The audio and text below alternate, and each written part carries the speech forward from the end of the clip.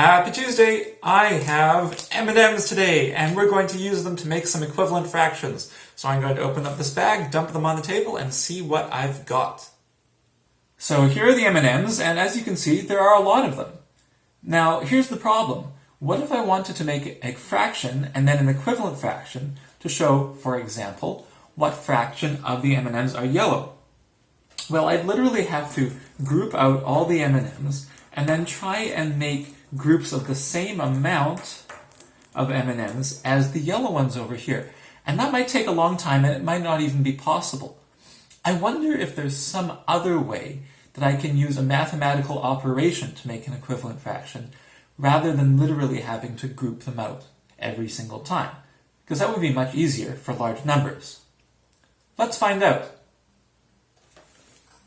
Last class we talked about how you can use cutting or grouping to make equivalent fractions, but that was all about pictures.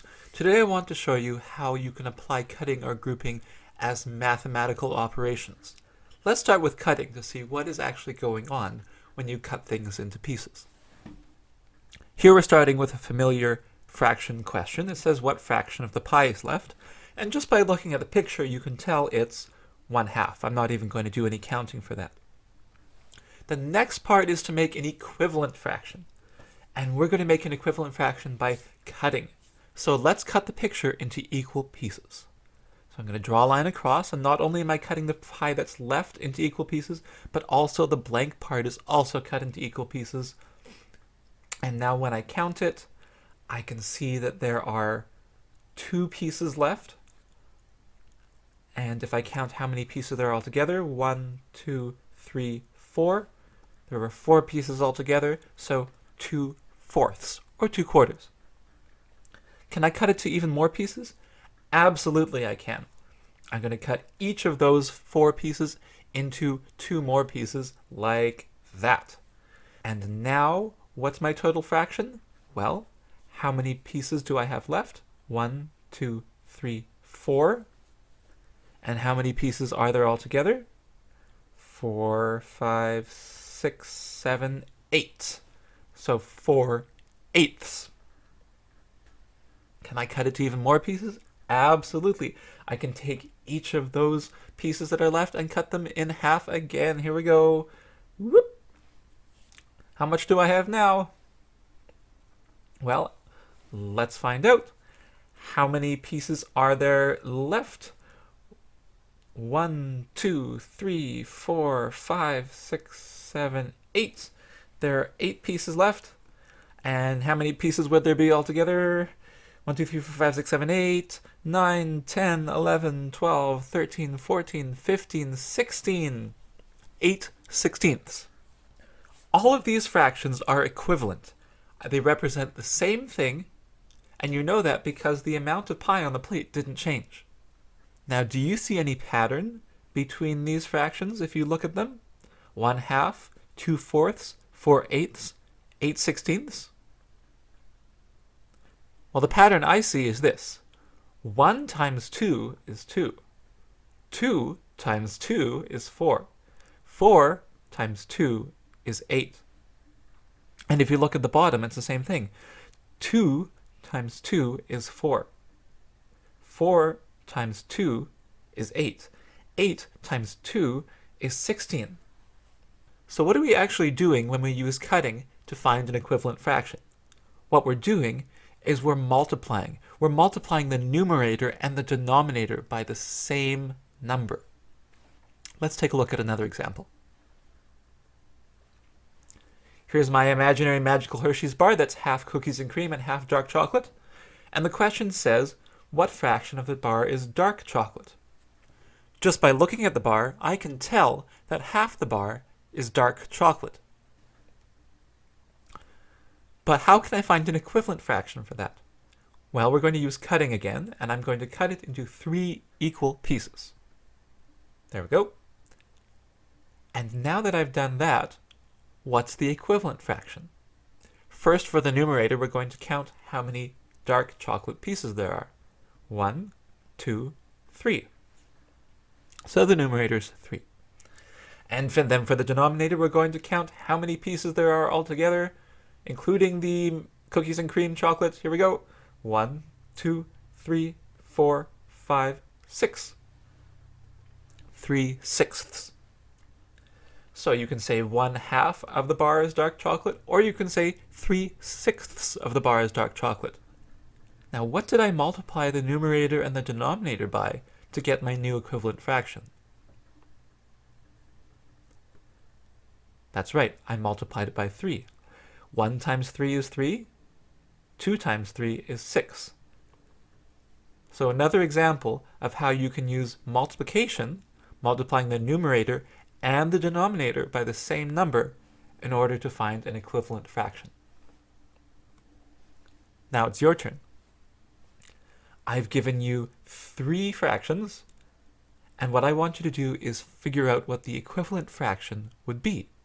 And what you have to do is find out what number you have to multiply it by to get the fraction on the right. Now the fraction on the right is partially completed, so you have to figure out what number you would multiply the denominator by to get the new denominator, and then multiply the numerator by that same number. Press pause to figure it out, and then press play to check your answers. Welcome back. Let's start with the fraction on the left. So the denominator is 3, and then it becomes 6. So what would you multiply 3 by to turn it into 6? That's right, you'd multiply it by 2. So we're going to multiply the numerator by 2 as well. 2 times 2 is 4. So 2/3 equals 4/6. What about the question in the middle? The denominator is the same to begin with, but the new denominator is different. 3 turns into 9. That's right, you'd multiply it by 3. 3 times 3 is 9. So now we need to multiply the numerator by the same amount. 2 times 3 is 6. So 2/3 is the same as 6/9. And what about the question all the way on the right? Well, it says 1/2, and 1/2 equals something with a denominator of 8. So 2 turns into 8. What would you multiply 2 by to turn it into 8? 2 times 4 is 8. So now we need to multiply the numerator by the same amount. 1 times 4? 1 times 4 is 4. So 1/2 is the same as 4/8. Now let's take a look at grouping. When we were looking at grouping to make equivalent fractions, what we tried to do was to put things into groups of the same amount, and then instead of counting the individual things, we counted the groups. So the question is, what fraction of the M&Ms are blue? Well, you can see that there are 3 blue M&Ms. And if you count the M&Ms, you'll see that there are 12 altogether. So 3/12 of the M&Ms are blue. Now, how can we use grouping to make an equivalent fraction? Well, we can group the blue M&Ms together, and there are 3 of them. So now we need to group all of the other M&Ms also into groups of 3. And how many groups do we have? There they are.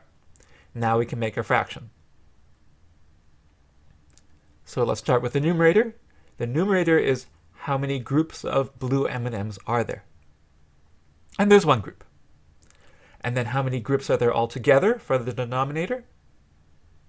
There are 4 groups.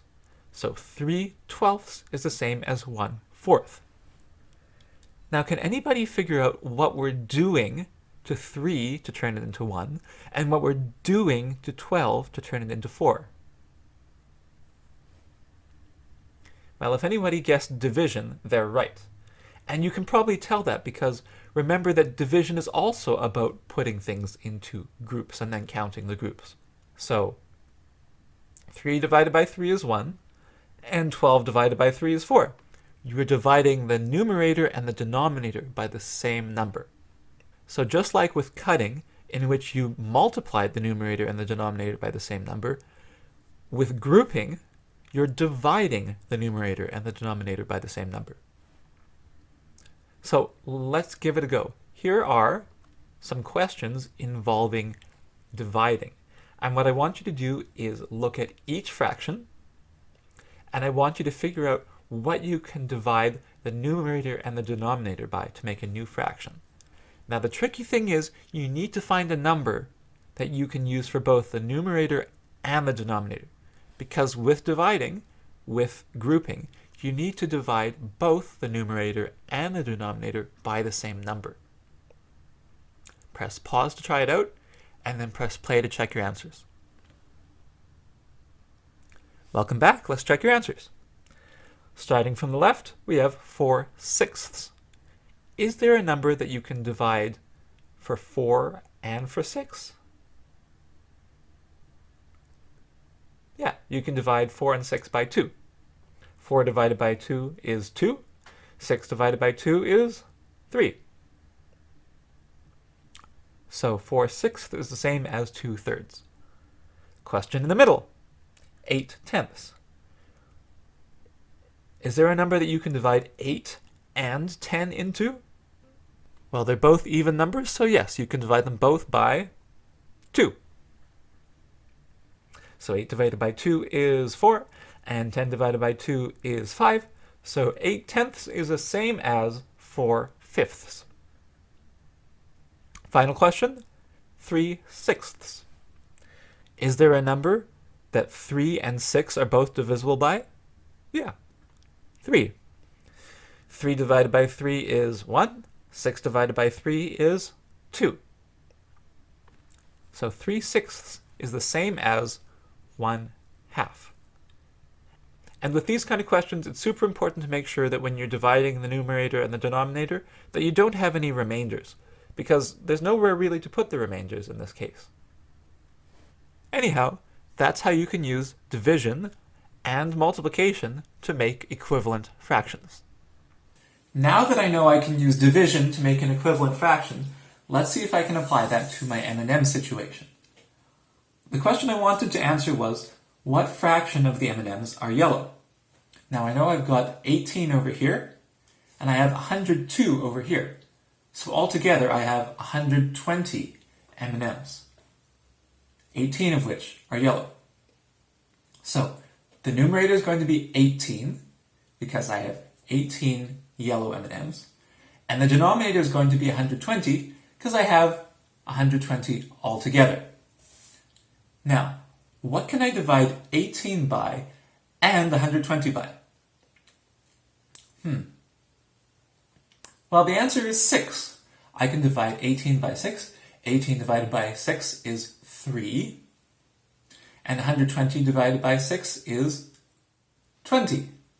So an equivalent fraction for this would be 3/20. 3/20 of the M&Ms are yellow. Now, what's your assignment for today?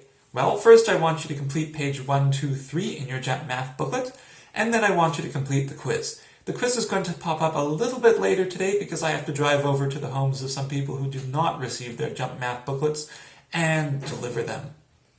And then tomorrow you should have some M&Ms because I'm going to ask you to make a model of the equivalent fractions. So enjoy your math. I'm going to go deliver some math to some people who can't yet enjoy their math, and we'll see you again tomorrow.